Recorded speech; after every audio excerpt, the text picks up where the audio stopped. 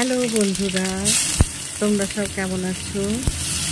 আজকে আমি মুড়ি ঘন্ট বানাচ্ছি।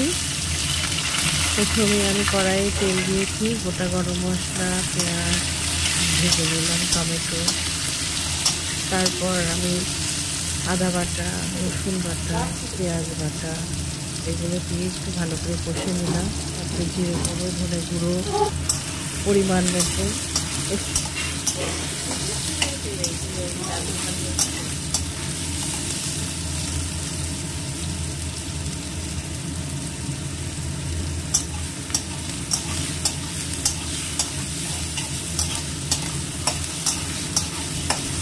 তারপর আতপ চালটা আমি আগেই ভিজিয়ে রেখেছিলাম, জল ঝরিয়ে আতপ চালটা আমি দিয়ে ভালো করে নেড়ে চেড়ে নিয়ে মাছের মাথাগুলো দিয়ে ভালো করে নেড়ে আমি ঢাকা দিয়ে দিলাম, জল দিয়ে একটু গরম জল করে ঢাকা দিয়ে দিলাম।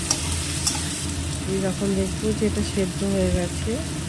তারপরে একটু ঘি, গরম মশলা, এখন দারুণ খেতে হয়েছে। তোমরাও এরকমভাবে বানিয়ে নাও আর খাও।